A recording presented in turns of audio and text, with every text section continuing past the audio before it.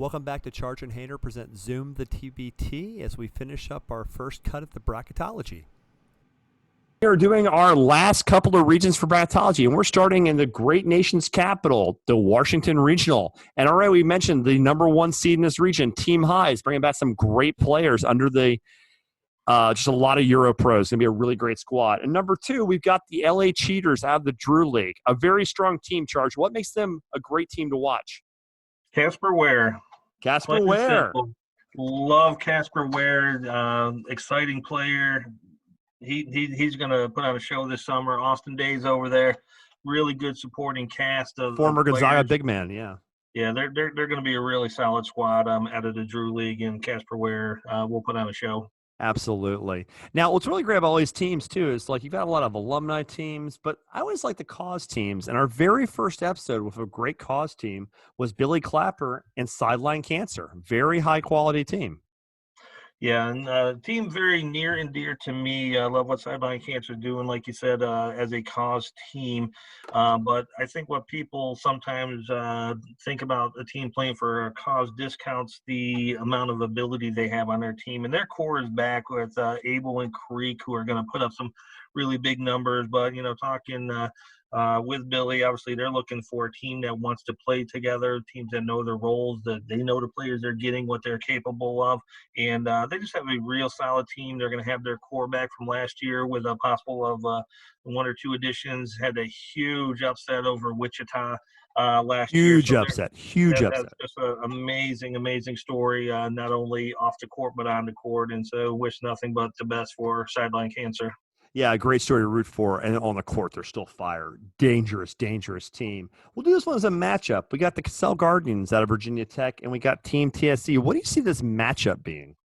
Yeah, this one here is going to be interesting. I put Cassell Guardians a little bit higher on the bracket just because they're an alumni team. We haven't seen a whole lot of news coming out of them as of this point. So we know there's some good players that they have to pick from and could be part of their pool, but just don't know enough about them yet. And same for Team TSC. They've got a deep roster of players, a lot of Division I athletes, some overseas guys, not your household names, but they look to be organized. They look to have a full team. And I think when you start to look at some of the other names in Washington, I don't think they're as organized and as structured as TSC is at this point. So playing Sideline Cancer, the 6th seed, is a team that I've actually seen in person. They're kind of a lovable story. The Brooklyn Vultures, they were a bye team against Memphis State and lost in Richmond. I was there. I enjoyed watching them. They played hard. Any thoughts on that besides you got a player you're looking there, right? Yeah. No, I hope Brooklyn Vultures get in this year. I think they've made some nice moves. And I think one of the nicer moves is Will Raymond from Colgate. This guy here, solid defense. Not the toothpaste. Yeah. I believe he's the defensive player of the year. I mean, he scores in buckets. He can shoot. So this is one of these guys that are going to be a little bit under the radar, but could be a really nice centerpiece for Brooklyn Vultures going forward. And, I know Sideline Cancer, they will not sleep on anybody, and they prepare all the same. But this is a team that, if Will Raymond gets hot, can make a little bit of a wave. Absolutely. So you're looking at teams that have ball will travel. Boo Williams. I mean, they're a team that got in last year by the skin of their teeth. We have them as a 7 seed. Can they challenge the Cheaters?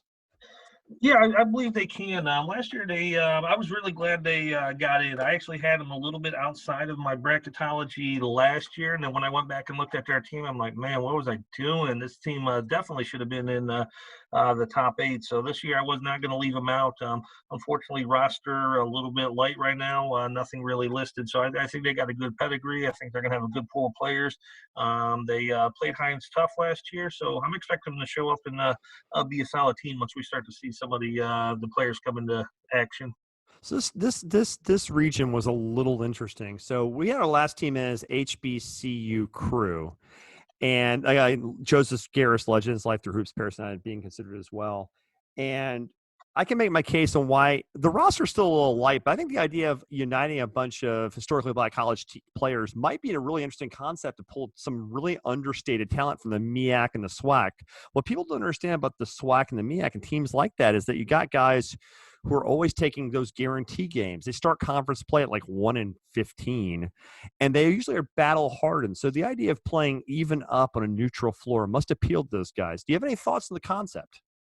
Yeah, no, I love what they're trying to do here. I think we need to see more of the team start to come through and then come together. This is one I really hope they get in. I think they would, to your point, I mean, you made all the valid points why they would be a good team and play well together. And then the teams that are the first ones out, Garris Legends and Life Through Hoops is another couple teams that they have, full rosters out there. So they're obviously organized and they're, bringing their folks together. So they've got a deep team of rosters. But the one to look out for just hit the website a couple days ago is Paris United. Tony Paris, we actually talked about him on the podcast with Team Brotherly Love. So he coached them last year. He coached Talladega Nights the year before. So he's going to have a good player pool to choose from. We've got a lot of connections, a lot of players he can reach out to. So don't know what the roster is going to look like, but that's one that we may see something develop late that could be very competitive.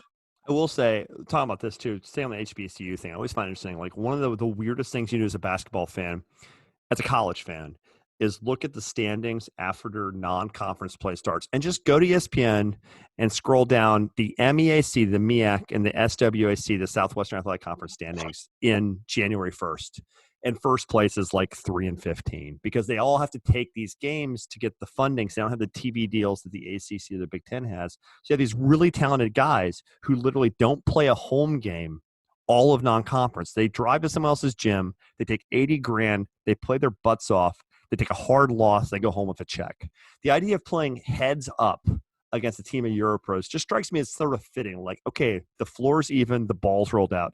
Give us the legit shot we've always deserved. I find the story kind of compelling. So I'd love to see that team come together. Absolutely. Okay. I think they're going to be a team to watch. We got one region left. We're going to the cornfields of Wichita, wonderful city. And we're going to start with friend of the pod, Iowa United. We already talked about why they're a good team. Iowa, Iowa State, Drake, Northern Iowa, a little bit of Crichton grad transfers. You got a really good squad.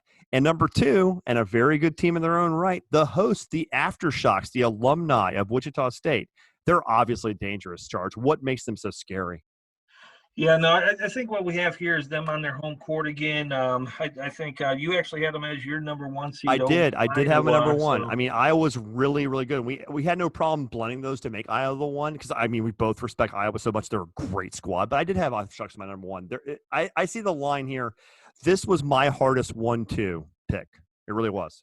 Yeah, and I think the thing here, they're going to show up with a really talented roster. I don't know if I'm penalizing them too much for the early exit last year. I'm assuming they're going to come back with a very similar roster this year. So they're going to be competitive. They're going to be on their home floor. And, once again, I'm sure they do not want to let the fans down 2 years in a row. Yeah, you raised an interesting point there, too, like with the penalizing them. Is like you're kind of guessing still at this phase of the process because some of these teams are going to be a little better than they are now, a little worse. There'll be defections, there'll be ads.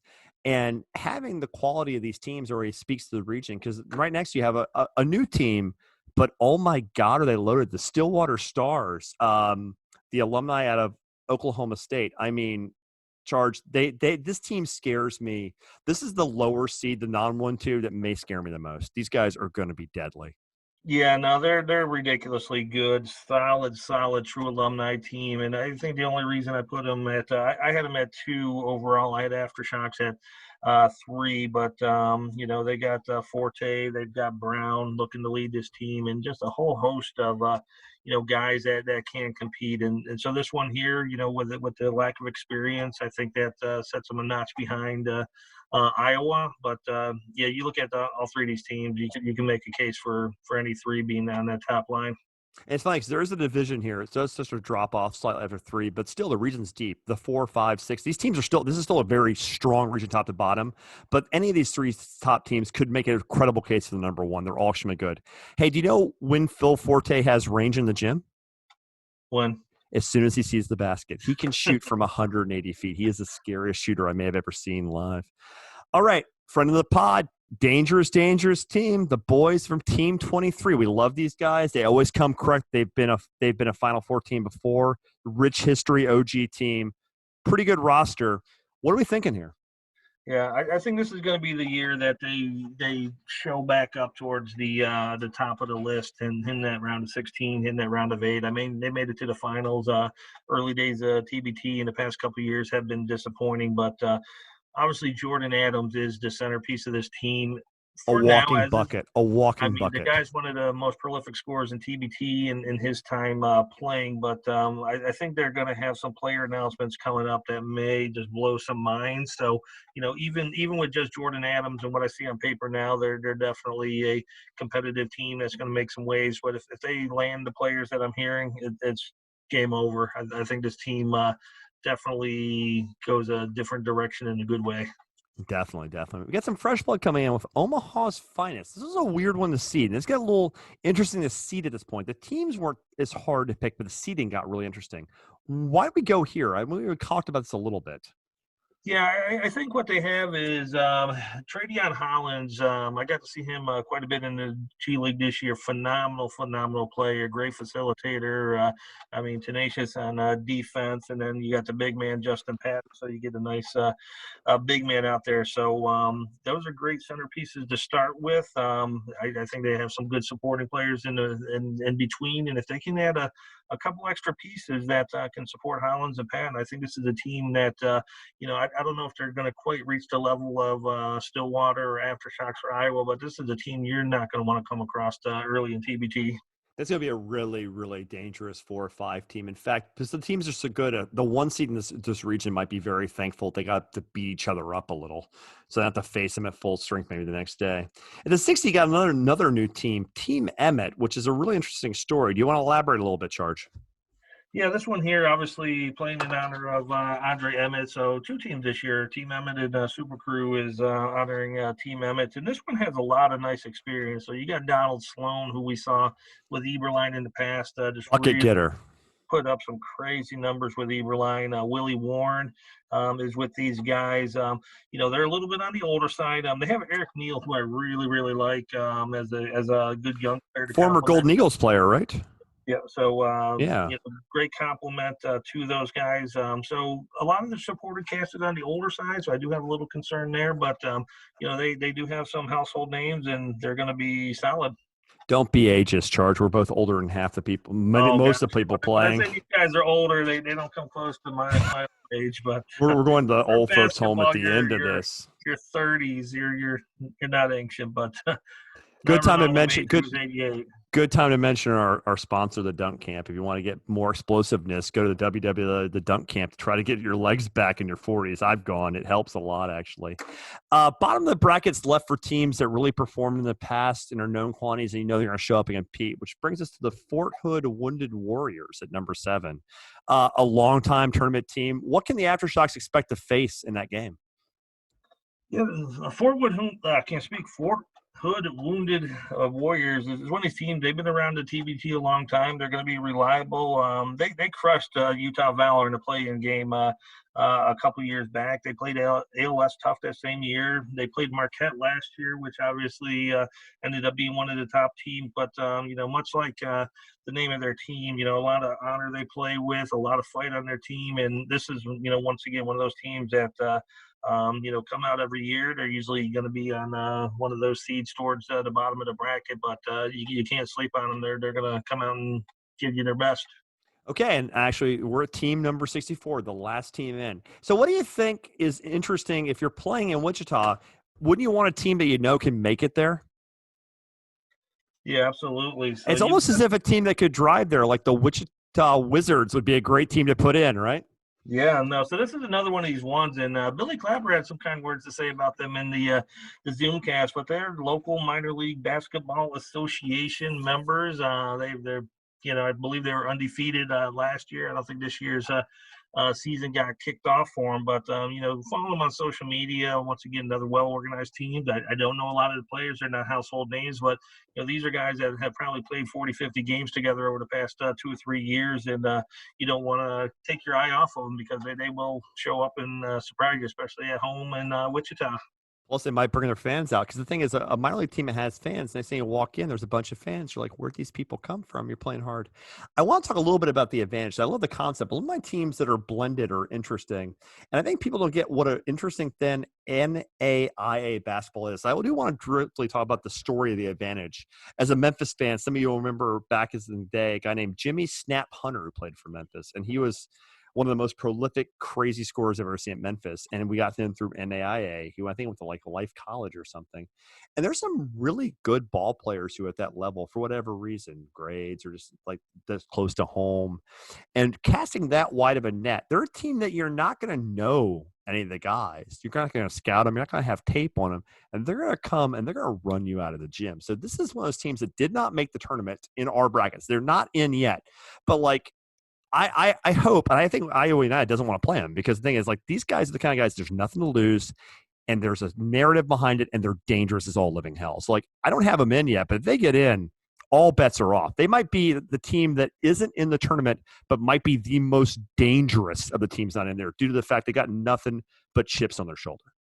Yeah, the advantage. So they do have an advantage with some of the groundwork that D2 and D3 have laid down before them. So these teams have come in and been very good, very organized teams. So I don't think the selection committee is going to slide away. Once again, as we're through 8 brackets, the mouth stops working. But I don't think use your words, Charge. Use your words, Charge. NAIA, and Charge fans will appreciate Michael Stockton and Justin Johnson. We're both NAIA players and fantastic to watch in Canton. So I hope they get in. Yeah, it'd be interesting. Okay, so we're not done yet. So we have our 64 teams, but we also thought about the fact, like, look, there's a lot going on in the world, and like a lot of teams have had to go to a lot of leagues have had to go into like maybe the fans don't come, maybe we reduce the number of games. The NBA has talked about just going straight to the playoffs, and both because we're curious how it would look without regions, and also because there is a future which maybe they have to cut the number of teams, not because they want to. I mean, especially if a teams like this, the teams are so good at 64, 32 is a nightmare to pick from. I mean, there's so many good teams. You got great teams on the floor at that point. But Charge, I mean, what do you think? What made this process interesting for you to do 32?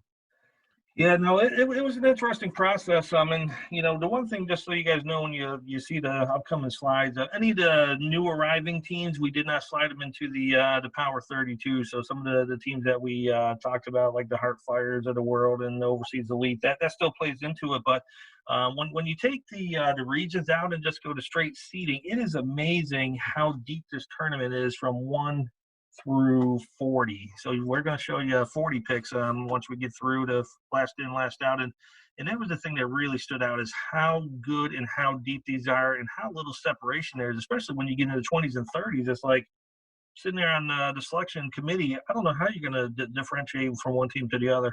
What made the whole thing interesting for me too is like I saw the line start to drop off between safely in and wondering it right around 21, but between 21 and like literally 47, picking was an absolute, it's going to the dentist. This is pulling teeth. Like there's teams that didn't make our last 4 and next 4 out who are absolutely great teams. So if you don't see your team here, it's not an insult. Like the last 20 spots were like literally like killing puppies. It was terrible experience trying to come up with these teams because there's so many good teams on the floor. So about that, I'll bring up the slide. We'll talk about it.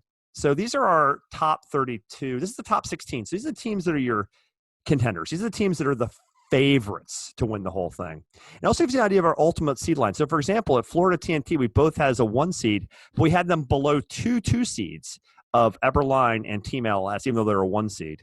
So like looking at this, like you can see the favorites here. Is there anything that kind of stands out with you about regional strength or anything at all?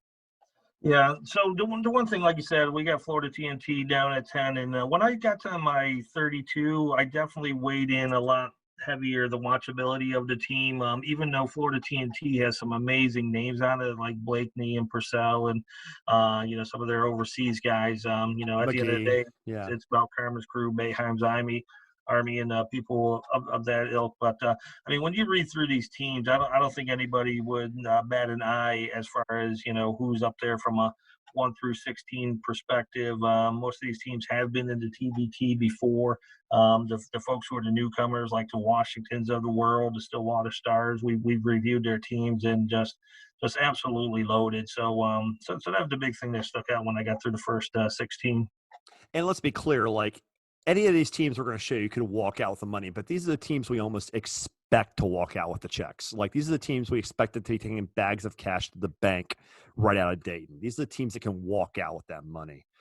Going to the next round, we've got the other 32. These are contenders. These are teams that can win that money. These are teams that are really, really high quality and are probably right around here. It starts to get really hard to pick.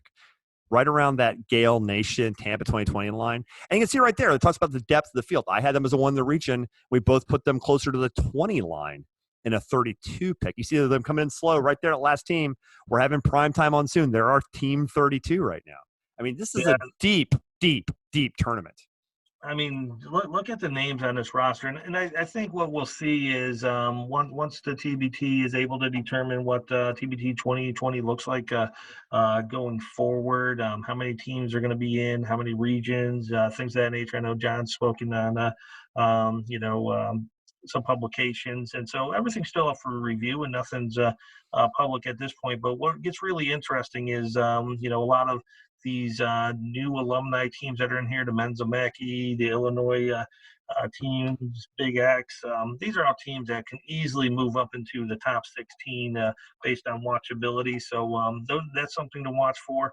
And at the end of the day, I mean, once again, it's tough being on the selection committee for this. The teams are just loaded here. Because look at 17 to 32. I mean, there's not one team that you can say is head and shoulders above the next guy. Yeah, I mean, it's interesting because, like, can you imagine, like, looking at our Team 32 and Primetime's an OG team. They've been here so many times. Carmen's Clue. Like, if you're Carmen's, do you want a 132 game? It's Primetime. Like, Primetime's mean. They've played before. They're tough.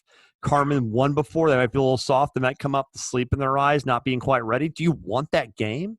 Does Team 23 and does Boeheim want Team 23 in the first round? This speaks to the depth of the tournament. Because not only was it impossible, and I mean impossible to pick these teams, because there's so many good teams, but like there's no softies. If you're Team 32, you can walk out with the money. You're not a favorite. We're not thinking you will, but like we won't be shocked. I mean, if Primetime wins it and they win the money, would you be floored by that charge? I wouldn't be. Yeah, no, I think what sticks out is in the 1 through 32, I really obviously prefer 64. I think that's what makes TBT special. Absolutely. Teams that nobody knows about, like the Underground Kings, and anyone can show up to play. But, on the side of that is if you go to 32 teams, watching the TBT with this level of talent at 32 teams is going to just blow people's mind, especially with basketball being on the shelf right now. And this is likely to be one of the first events back, if not the first event back.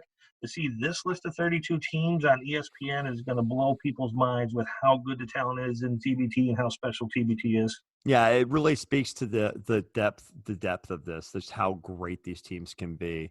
Okay, so let's be clear. There's some really great teams that didn't make it. And let's be clear, even these 8, there's teams below these 8, which we agree we love. I mean, there's teams that aren't in our first 4, next 4 out who are contenders. I mean, we're still not to the there's no softies still. But the next 4 out, you've got Team Spates. I mean, we put them here. We are D3 of the story. Jimmy V, Brown White, and the 32. They might be the first 4 teams looking out in charge. These next 4 out.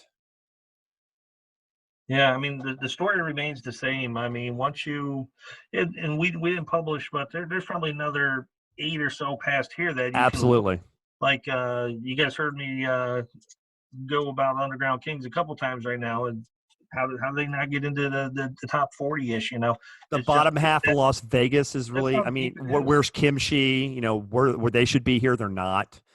Those teams like the bottom of Las Vegas isn't here because it's just so deep. It's crazy. It's insane. I think the important thing to remember here, is obviously teams are always changing. This is a snapshot in time. Yep. Teams are going to come in. We led that off with the overseas elites of the world. There's going to be, people coming in, added players. I mentioned a couple teams that I'm hearing some incredibly talented players being added to roster. So, if you're not on this list of 32 or, this kind of last slide of 8, that doesn't mean that team cannot get into the 32 and compete. It just means it was incredibly difficult blending my picks with Hannah's picks to come up with a 32. And we have a lot of discrepancies, and we'll definitely share those region by region in our top 32 side by side, and let you guys be the judge of what we got right, what we got wrong, and can't wait to hear some of the feedback that everyone has on it. Yeah, this was a blended exercise. Let's be clear. Charge is much smarter than I am, but I'm better looking. That's how we even that out. Okay, so let's just keep talking then. We'll end the slides there, but we're back to our faces. No one wants to see that though. So it's a pretty interesting exercise. Like, did you enjoy doing this? Yeah, no, I appreciate your time, Hainer. He's our production guy. So when you see this incredible quality stuff out here, so yeah, no, it's just been a good time, and just really appreciative of all the GMs out there Yeah. who've given us their time coming on our Zoom cast, answering questions if we have some questions about their teams and what to expect. So it's made our lives a little easier having the support of the TBT community and the folks out there. So it's been a blast, and great hobby, especially in this downtime when we're all kind of cooped up at home. So I enjoy covering it. I love it as a fan, and it's been a blast. Okay, just pick a rough final four just off the top of your head. Just anybody comes to mind. There's so many good teams. Just start picking. Bayheims, Volunteers, Team Washington, and then either Hines or Florida TNT. If Hines has their same roster, I'm back with them. If they don't, Florida TNT. Okay, I'm just picking blind a little bit here. Eberline, Red Scare, Bayheims. I'm gonna go ahead and I'm just gonna pick one upset just for giggles. Bring me the Express out of my fourth spot. You know what? I'm just gonna be a complete homer. They were fun. I want a story. That's who I'm gonna go with for my final four. By the way, let's be clear. This wasn't like an analyst pick. We're just kind of screwing around at the end here. Charge, any last final thoughts you want to talk about before we close this out? No, I look forward to seeing the reaction. Like I said, it's been a good time. They're gonna hate us. We always get I can't remember, someone was really angry at me last year, so keep in mind, we're ready for it. Good, bad, indifferent. Send us your feedback. This was our first cut of the year. Obviously we're going to update our picks as we get closer to the TBT, and obviously closer to understanding what the formats and different things look like. So I like how people think they can give us grief. I'm an architect in New York. My clients are rich as hell. You think I'm going to care what some jackass on Twitter says? Like, I don't care. Like, whatever. Yeah, kick me. I'm the asshole here. Charge is a nice guy. I'm a dick. Okay, so yeah, hey, I remember who was not happy last year. I'm not going to call him out of the podcast today. I remember who it is, and we're going to stop recording. I remember exactly who it is, but that's not a big deal. It's all in fun. It's all good. Yeah, that's what I was going to say. It's all in fun. Hopefully everyone enjoyed it, and we'll see where life takes us. Obviously, I think the clock on TBT is ticking here. The application deadline is June 15th, and so I think we're going to get a really good feel in the next week to 14 days of what it's going to look like, and how we can be part of it as fans covering the TBT as well. So stay tuned for all that. Okay, on that note, Charge and Hainer presents the Zumba TBT, our first bracketology year, closing out. Thank you guys for watching.